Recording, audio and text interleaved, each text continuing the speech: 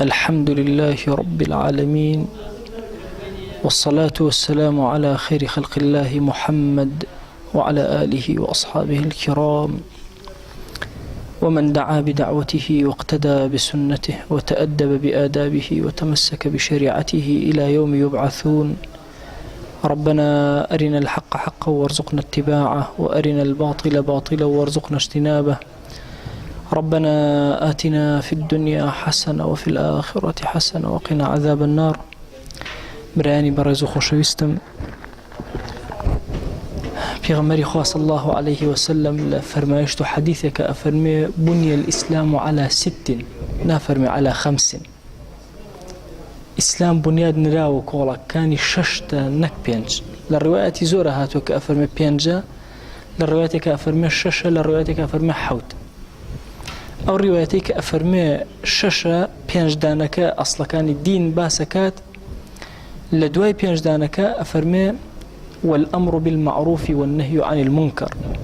أمر بمعروف وشاك نهي كردن لمنكر أفرمي باي ششمي أم دينه واتا أم دينه لسر 6 باي واستاوى يكيق لباي كان بريتيا لأمر بمعروف ونهي لمنكر.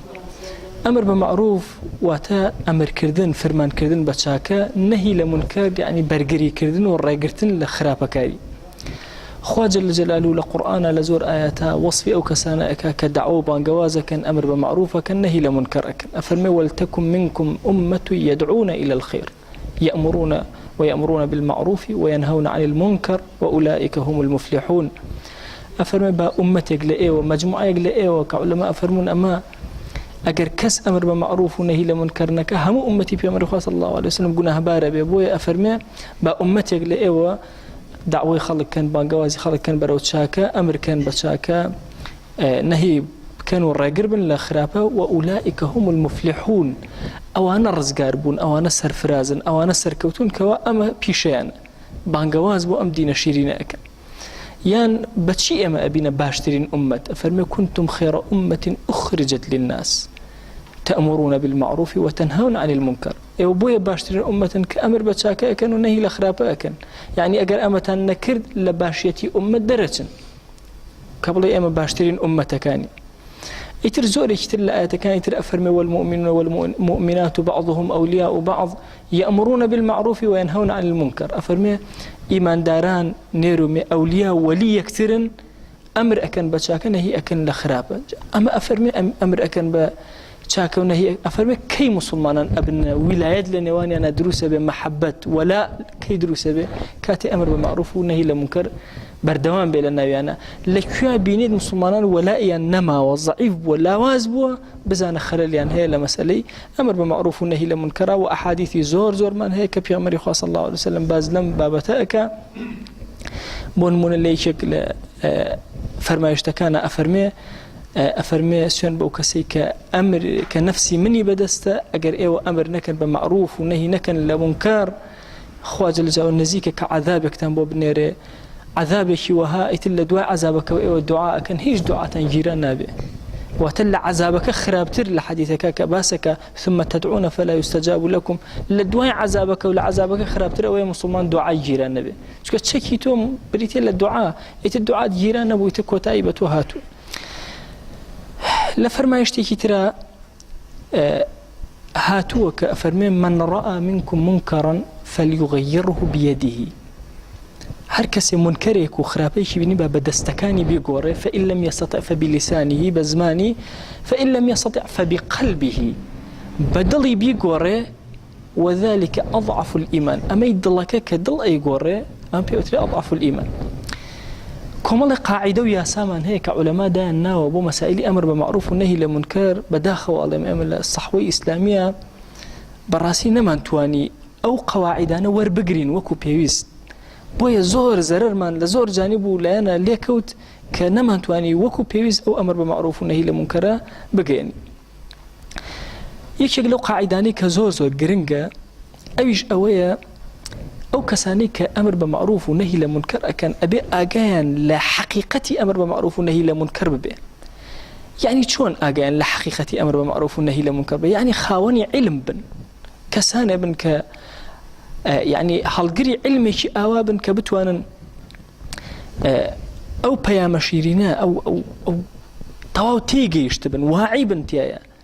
حتى ابن عز أفرمي أجر كسيك فقيه النبي ناتواني أمر بمعروف والنهي للمنكر كا بيغمري خواه صلى الله عليه وسلم فرمي بلغوا عني ولو آية لو أتي لذهني تويا بلي باشا خو والله آياتي كيش بقينا أفرمي لمنها وبيقينا واتشون بيغمري خواه صلى الله عليه وسلم تيجيشتو آواتي بقوا بيقينا شون بيغمري خواه صلى الله عليه وسلم قانو يتيتوش آوا بيقينا ئێمە لە زیهنی ئێمەدا ئەڵێن ئەمر مادام ئەمر لەسەرەوە بۆ خوارەوەیە کەوابوو ئەبێ بە توند و تیژی بکرێ نەهیش لەسەرەوە بۆ خوارەوە ئەبێ هەر بە توند و تیژی بکرێ. بينما ئێمە ئەحکام و قەواعیدی تایبەتی خۆممان هەیە لە مەسایلی ئەمر بمعروف و نەهی لە منکەرە کە ئینسانی ئیماندار ئەبێ زۆر واعی بێ زۆر عالم بێ بە مەسەلەی ئەمر بمعروف و نەهی لە منکەر ئینجا ئەتوانێت لەم مەیدانە کارکە. ئێمە بۆ سەحوەی ئیسلامی نەیتوانی یعنی لەو زەمانە یان لەو چەند ساڵەی کە هەبوو نەیتوانی شەوتێکی مەسەلەن وەکو هەشتاکان ببڕێ چونکە لە هەشتاکانەوە شەوتێکی زۆر بەهێزی بڕی سەحوەی ئیسلامی یان با بڵێن بیدایەتی نەوەتەکان هەنگاوێکی نا دواتر پاشەکشەی کرد. هۆکارەکەی ئەمە بوو کە علمی شەرعی لەناو فەردی ئەو ئەفرادانێکەوە دەعوە بانگەوازیان ئەکرد نەکرا بە تەواوی ئەم علمە شەرعی وەرگرن وەکو پێویست هەتا وەکو بتوانن ئیسلام وەکو خۆی بگێن. ئەڵەن جارێک گەنجێک لای کاک ناسری سوبحانی ئەڵێ وەڵا ئەوە چەند جمعەیە کە باسی قیامەتەکەم. ئەڵێ جا چۆنە باس کردووە؟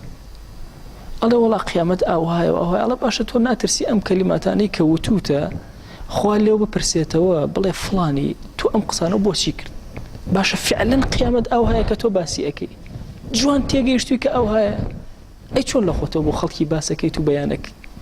لەبەرەوە گرنگە ئینسان زۆر ئێحتیمام بە عیلم بدا ئینجا ئەمر بە معروف و نەهی لە منکەر کە ئەوە قاعیدەیەکی زۆر گرنگە کە ئەبێ زۆر بە هوشیاری تەعاملی لەگەڵا بکرد. قاعیدەیەکتر لەو قاعیدانەی کە گرنگە زۆر بە وریایەوە متابعەکەن ئەویش ئەوەیە ئەبێ مەرجەکانی ئەمر بە معروف و نەهی لە منکەر بزانین. يعني خودي ئەوە نیە خودی علمت بەشتەکە هەبێ کە نەهی لێ ئەەکەی ئەمریکا ئەوە نقطەی دووهەمە با بڵێن یەکەمە. نقطەی دووهەمینیان بریتێ لە چی؟ بریتێ لەوەی کە تۆ شەرتەکان مەرجەکان بزانی کە تۆ ئینکار لە منکەرێکی بزانی مەرجەکانی چییە. بۆ نمونە عولەما ئەفەرمون کۆمەڵی مەرج هەیە یەکەمینیان ئەبێت تۆ يعني تأكيد كردبتەوە کە ئەو منکەرە فعلا وجودی هەیە. يعني ئەوە نەبێ زۆر کە شایعەیە گێمەوە کە ئەمان جوڵێنێ قسەی لەسەرەکەین نەبێت تەئکیدێک کردبێتەوە کەسی بانخواست یەکێک لە صفاتەکانی ئەوەیە کە ئەمر بە معروف و نەهی لە منکەرەکە شەرتێک لە شەرتەکانی ئینکاری منکەر ئەوەیە کە تۆ تەئکیدێک کردبێت کە فعلا ئەو منکەرە وجودی. یەکێتر لەو شەرتانەی کە پێویستە ئەوە بێ ئەوەیە کە ظاهر بێ. پێغەمبەری خوا صلی الله علیه وسلم ئەفەرمێ من فعل منكرا فغيروه بأيديكم شتي أوي وتو نعلم من رأى منكم منكرا بيني يعني تو نابي جاسوسي كي بسر خلقه بلا والله منكر أقورم كم ولا دوز جنش هتكون يعني ما وصا مخوا متابعيكم ولا جنش ما كردوه أو أنا اللي بنو خريجي كاري خرابن بريشان لنين كاك إنكاري منكر بجاسوسي ناكري أبي أو منكري كأكري ظاهر بأشكره به جوان كابرا بأشكرا بك إنجا من رأى منكم منكرا حتى وكو أمر رؤية النبي حتى وكو تو النبي بتشاوكاني خد أي شون يعني أو أكيد يكسر أشيتو إنكاري أم منكرك أو أشيت بابي كتير أو أشيت بابي جاسوسية وكسي مسلمان ليه بدورة زور بوريا أبي تعامل لقال أو مسألة بكرة. نقطة يشترك كزور جرينجا يعني أو كسي كان تنابت تجسسي بسروك يعني بأشكرا جناها كبك كسي بأشكرا جناها كاتوش دسي أجري ناهري بدس بزمان بدل كدوا تري مسر أوسيانك شون أو شرط شروطي أوانا شون. نقطة يزور جرينج لمسألة أمر بمعروف والنهي لمنكر أويا أو منكري كتو أتبع بيقوري نابشتكي خلافي به أكرشتكي خلافي به جاي قرانية يعني اما يشك لو هلا جوراني كلا صحوي اسلامي اما كان مثلا لما زغوت كان شرما نقول سدس قرتنك شركه شي او بركه مثلا يجي خلاف كذبوين انه لك سيكتربك همي ازادك بتشي وازك جبجيك. سفيان الثوري رضي رحمه اخوي اللي بفرمه اذا رايت الرجل يعمل العمل الذي اختلف فيه وانت ترى غيره فلا تنهى.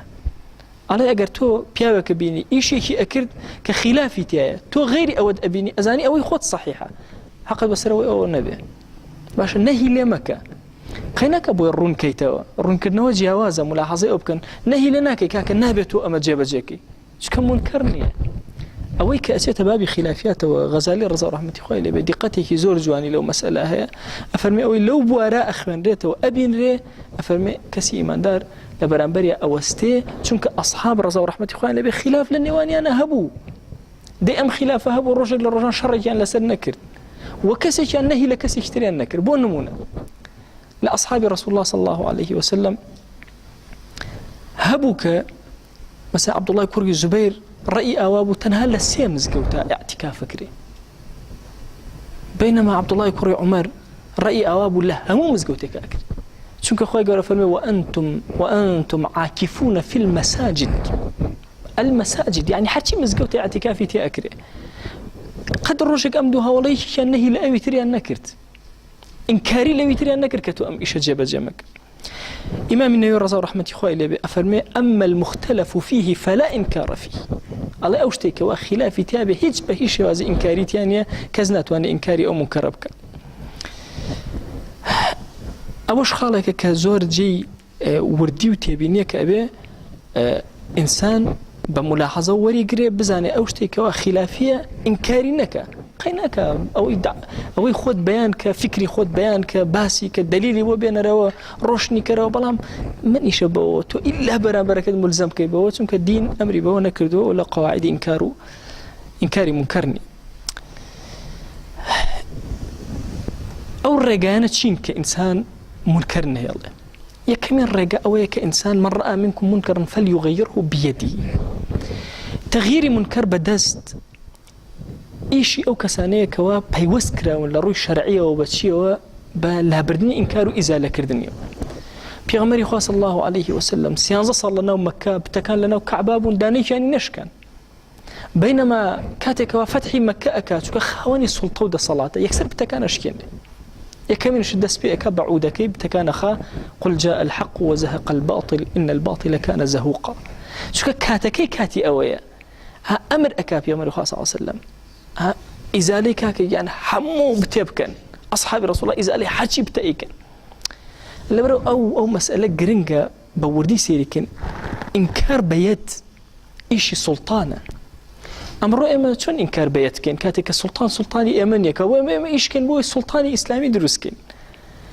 نج استمن بين إنكاري كي بتشوف كم وضعكش لخوما بقومين أفرمي علماء ما وردي أفرمي الأحكام سلطانية كيا أفرمي لمسألة إنكار بيدا قدرتي إنسان زوزو ملاحظتي أكراو شنك أن هذه قدرتي خويتي أو أن أمكسا يد إنكاري أم منكرك حتى أجر حاكم يجب جاري وهي منكرك دسكاريناك سير كان بيغمري خواه صلى الله عليه وسلم كعبك دروس كراوته ولا شوازي إبراهيم عليه السلام دروس نكراو سلطشي هي الله والله هي عائشة أجر قومك حديث عهد نبونا يا بدين أم منكرم أقول ربا شوازي كتير أو نم إيهشتوا لسر قواعد إبراهيم عليه السلام دروس ما كده وسلن شكو وقت يخو مشركين قريش كعبيان دروس كده وأنا باري أنا باري حلال ناتواني وكو إبراهيم عليه السلام دروسي كانوا بويا بتشوار قوشي دروس كده أجرنا خوي لا يكي أو مدورة كعب ناتواني لسر أساس دروسي كانوا بيعملوا خاص أم منكربوا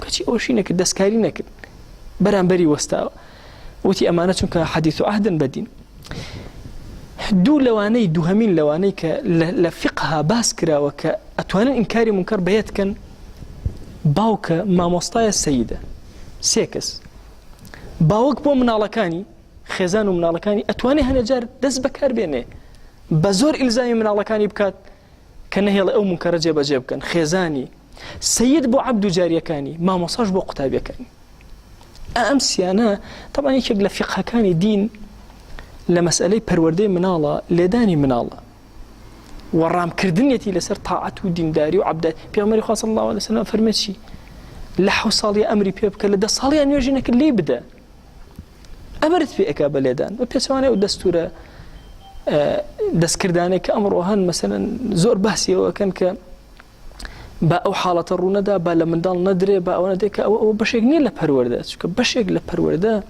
جۆرێک لە جۆرەکانی پەروەردە لە دینە بریتە لە جیهەتی بەکارهێنانی هێز لەو کاتانەی کەوا پێویستە. بە زمان ئەگەر تۆ نەتوانی بەدەست ئەوە سوڵتانت نییە، ئەو کەسێک کە منکەرەکەی کردووە کوڕی تۆ نییە، تەڵەبەی تۆ نییە، عەبدوجاری تۆ نییە، یەتەوە بە زمان. زمانیش مەراحلی خۆی هەیە. یەکەمین جار مەراحلێکی نەرم، دووهەمین جار مەراحلێکی وەعظی و ئێرشادی، سێهەمین جار غڵزە و توندی لە زمانە. ئەمانە هەمووی لە زمانە بەکاری ئەهێنی بۆ نەهێشتنی منکەر و خراپەکاری. سێهەمین دانەیان بریتە لە دڵ. ئەمەوێت لەسەر دڵەکە بوەستم کەمێ. ئێمە زۆر کات وا تێگەیشتون ئەڵێن کاکە ئینکاری منکەر بە قەلب یعنی پێو ناخۆش بێ خراپە ئەکرێ. بابە وەڵڵا کافریش پێی ناخۆشە خراپە ئەکرێ. ئەوە ئەضعف الئیمان نییە. ئەو مەسەلە ئەو حەدیثە خەڵک بۆ شێوازە پێغەمبەر خوا سەڵام فەرمێ فەلیوغەیرهو بقەلبه، بیگۆڕێ بە دڵی، نایەڵێ فەلیوکریهو بقەلبه با لە دڵیا پێی ناخۆش بێ. ئەوەی فەرمووە بڵێ لە دڵیا پێی ناخۆش بێ نەیوتووە، وتوێتی با لە دڵەوە بیگۆڕێ. چۆن لە دڵەوە گۆڕانکاری دەست پێ ئەکا؟ بۆ نمونە ئێمە منکەرێکی وەکو گۆرانی ئەبینین با بڵێن شار و لادێ و سەیارە و ئیعلام و غەیری ئیعلام هەمووی داگیر کردووە. چۆن من چی بکەم لە بەرامبەر ئەم منکەرە؟ بەدەست ئەمەوێ بیگۆڕم بۆم ناگۆڕێ، من سوڵتانی وڵاتەکە نیم. بە زمان هاوارەکەم با بڵێن زەمانە کاتۆتە پێشەوە ناتوانانی قسە بکەی، زەمانی کەمالیەکان نەتەتوانی نەهی بکەی.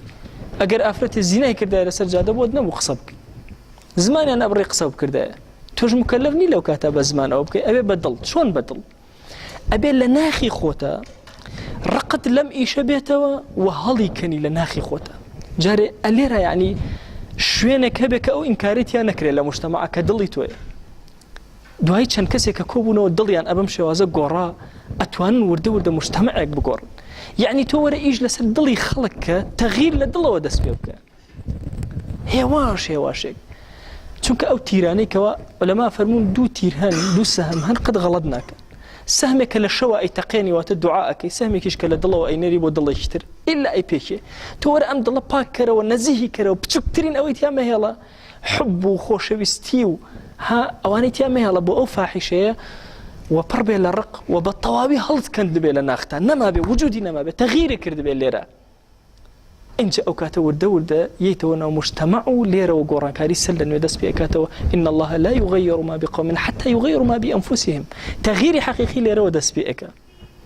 نەک تەنها ئەوەنەی من بڵێم وەڵا پێم ناخۆشە. ئێستا بۆ نمونە دزیکردن ئەگەر شایع بێ، خۆ کافریش پێ ناخۆشە دزی بکرێ. قەناعەتکەن زینا، ئەو ئافرەتەی کە زینای لەگەڵا ئەکرێ پێی ناخۆشە کە زینا یعنی فاحیشە و ئینتیشاری کردووە. کامی زۆر بێدین و بێشەرەفە دوو لە ڕووی ئێوە ئەو مزگەوتە ئەگەر فاحیشەیە بەسەر ماڵ و مناڵیا بێ قبوڵی ناکە. ئێکە هەمووی پێی ناخۆشە کەوە من ئەگەر بڵێم هەر پێم ناخۆشە لەگەڵ کافرا فەرقم نەبووە. ئەبێ لێرەوە لە ناخەوە هەڵم کەند بێت، تەغییرم دەست پێ کرد، ئەوە پێوتێ تەغییر. ئەخیر قاعیدە باس ئەەکەم کفایەتە چکە گەرمە لە مەسئلەی گۆڕانی منکەرە. ئەویش ئەوەیە ئەو کەسی کە منکەر ئەگۆڕێ، خراپە ئەگۆڕێ، ئەبێ زۆر وریا بێ. خراپە نەگۆڕی کەسەکە بخەیتە خراپەیشترەوە. ابن تەیمیە ڕەزا ڕەحمەتی خوای لێبێ لەگەڵ کۆمەڵێک لە جێشەکە بۆ شوێنەگە ڕۆشتن، کۆمەڵە نەفەریان بینی سەرخۆر عارەقیان نەخواردەوە. وتیان ئەتباعەکانی قووەتیان هەبوو، شمشێریان پێ بوو، بەهێز بوون. وتیان ئەرێ ئەمانە دارکاری نەکەین، ئەم عارەق شتیان بڕژێنین. وتیان نەمەکەن. ئەمە ئەگەر عارەقیان بڕژێنین دوای لەگەڵ ئەچنە پەنای تەتار، شەڕ لەگەڵ موسڵمانان ناکەن. ئێستا فیتنەکەیان بەس بۆ خۆیانە لێگەڕن. ئەم منکەرە مەگۆڕن بە ئەنکەر، بە خراپتر. بۆ یەکێک لە قاعیدەکان ئەوەیە تۆ منکەر نەگۆڕی بە ئەنکەر. گەنجێک زۆر سەیری تەلەڤیزیۆنەکە، کاکە سەیری تەلەڤیزیۆن مەکە، بە قوربان سەیری تەلەڤیزیۆن مەکە، کورە حرامە سەیری تەلەڤیزیۆن مەکە. کە من وازی لە تەلەڤیزیۆن هێنا سێرەکە ئەچێت سەر جادە خەڵک ئیزعاجەکە، ماتۆڕێگەیانە گرم مێشیە و عالەمە ئەبە ئەنواع مەشاکیل و ئاژاوە دروستەکە. با بە سەیری تەلەڤیزیۆنەکە باشترە. دائیمە قەواعیدی منکەر و ئەنکەر ئەبێ ئێمە زۆر بە وریایی. مناڵێکت حتا لەسەر منکەرێکە ئەگەر بزانی ئەی گۆڕێتێتە سەر ئەنکەر نابێت دەستکاری بکەوە، سەر منکەرەکە بمێنێتەوە. ولما ئەفەرمون ئەو منکەرانەی کە ئینسان بۆ ذاتی خۆی خراپە، بۆ مجتەمع خراپ نییە، زۆر زۆر بچووکتر لەوەی کە لە منکەرێکەوە بۆ مجتەمع خراپ. بۆیە کەسی ئیماندار ئەبێ زۆر بە وشیاری لە قەواعیدی ئینکاری منکەر تێبگە و بزانێ یەکەمین جار ئەمر بە مەعروف ئینجا نەهی لە منکەر. حتى وكو إما أمر بمعروف نكين والله ناتواني نهي لمنكر بكين أبي إما أمر كين بچاكا فرمان كين بچاكا إن جادو أي الرقري أتواني بكين لخرابة آخر أقر من نتوانم بهيواشي وهادي إيكوا لمجتمعكي خوما لناو خلقكي خوما نتوانم أمر بمعروف كم لكوي أقام أو إيكا نهي لمنكر كم والرقري لخرابة كم هتا إما مسلمان لبين خومانا أمر بچاكا كان لبين يكترا نقورينوا شون أتواني لغير خومان خرابة كان راجر بكين زور گرنگە ئێمە ئیماندار بەشێک لە ژیانمان تەرخان کردبێ گەنجێک ئەبینی لەسەر ڕێیەکە تو ئەبێ لە بیری ئەوابی وەکو مسلمان پایەکە لە پایەکانی دینە چۆن تەغییر لەم گەنجە دروستکەی بەچە سەلیقەیە بەچە عەقڵێ بەچە فەلسەفەیە لەم گەنجە نزیک ئەبیتەوە ئەیهێنیتەوە چونکە ئەمە لە ئومەتی پێغەمبەری خوا صلی الله علیه و سلم ڕۆشتووە ئەبێت تۆ بهێنیتەوە ناو ئومەتی پێغەمبەری خوا صلی الله علیه و سلم بەڵام بە ئەسلوب و سەلیقەیەکی جوان بە ئەسلوبێک کە ئێمە بتوانین یعنی أو مجتمعي خومان قرانكاري كلي بسرابين والله إنسان طريقة بيتو يعني إما فرمو چند زورين أتخواسي نيجي جمعة مانك أو جماورة قورة كو أبيتو بلام دسيرك لبرانبر منكرة چند بيد صلاة ودستوساني چونك أمر بمعروف ماني لبين يكترا إسا مجلس كان ما تشونا لمالو كدا أنيشين مجلس كان من يا باسي السياسة يا غيبتي خلق أمر بمعروف تياني لبين يكترا بويا سيرك اسلوب مانية آداب مانية لنهي لمنكرة كان جاكبيني خرابة أكا وابيا أخلا شاخي وأتقيد نايته أتكيته حتى إما كوما لقنج يعني بتأتي لنوتكانا كسك مثلا نيجينا كرده قد سلاما لنا أكرد بيدينا بينما بيغمين خاصة تعامل لغا المشركة أكا لغا اليهودية أكا أخير قسم أم حديث عائشة إجرمه وكأفرمي يهودية كان أهاتنا أنو السام عليك بيغمبر صلى الله عليه وسلم يعني مردن بوتو عائشة كجوي لم قصي وخوي بينا جيرا فرموي بل عليكم السام واللعنة للرواياتك وغضب الله لعنة يخوة وغضب يخوة مردن بو إيه وأي يهود بيغمبر صلى الله عليه وسلم فرموي عائشة رفقا بهم نرم بلقليانا آخر أي بيامر خصوتيان مردن بوتو أيتو يقول لي نبو من مكافأة أوانا ممكن أتموا عليكم يتنابي أما الزيادة رويكن لحد يخومانا بويا زور قرنجا كسي داعي كسي بانخواس بزانه شون تعاملك شون أمر بمعروفك شون نهي لمنكرك إما لم فرمانا قوري بيامر خاص صلى الله عليه وسلم دسمان كشان وتوا بويا أم مجتمع أمان آوائلي زور قرنجا هر يكيق لآستي خويا تربيتي خوي وهذا بدا كبتواني دعوة بانقوازي وهابكات كأم أمته لم فساد لم خراب كاري دور خاته ورزقارك دواء كين الله يا ربي پروردگار الرحمة بزي مهرباني خود بسرمانا ببارن خوايا بو خاطري قوري خود لقناه من ببورا لقناه هدايك باوك من ببورا خوايا هر کسێک لەم ملەتەی ئێمە لەم مجتەماعی ئێمە تووشی گوناهکاریەک هاتووە یا ڕەبی خۆی دەرگاکانی خەیری بەسرا وەڵاکە هیدایەتیان بدە خۆی هیدایەتی گەنجەکانمان بدە عاقبەتی پیرمان بەخێر بگێڕە حیا و حورمەتی ئافرەتانمان زیاد کە یا ڕەبی خۆی شەرمەندەی بەردەم دەرگای خۆتمان مەکە یا ڕەبی خۆی زەلیل و سەرشۆڕمان مەکە یا ڕەبی خۆی داوا لێ ئەکەین قورئان بکەرە حاکمی دڵمان قورئان بکەرە حاکمی ماڵمان قورئان بکەرە حاکمی وڵاتمان يا ربي خويا داوا اللي أكين بناوي جوانه بصفتي برزة باسم عظمه خويا درجة كاني خير بس ما نوالاك خويا هيمني لضلمنا دروسك هيمني لولات ما ندروسك هيمني لمال ما ندروسك يا ربي خويا هر هلوكم وكرك همانا لخزمة أم دينيتو يا خويا لمن ببورة إما جاهلين نزانين برحمي خود يا رب العالمين عفو منك درجة كاني خير بس ما نوالاك يا ربي خويا داوا اللي أكين شون لم شوينا دا قرمامان بو كوبوينوا ليش يقل مالكاني تويا لبرخاتي تو دي خويا لبهشتا لخزمت بيغمبري خواه صلى الله عليه وسلم كومان كروا درقا كاني خير بس المانا والاك خواه بدا متاوي قشو جواني أو شادمانك خواه بدا متاوي قشو جواني أو شادمانك خواه بدا متاوي قشو جواني أو شادمانك آمين آمين والحمد لله رب العالمين صلى الله على سيدنا محمد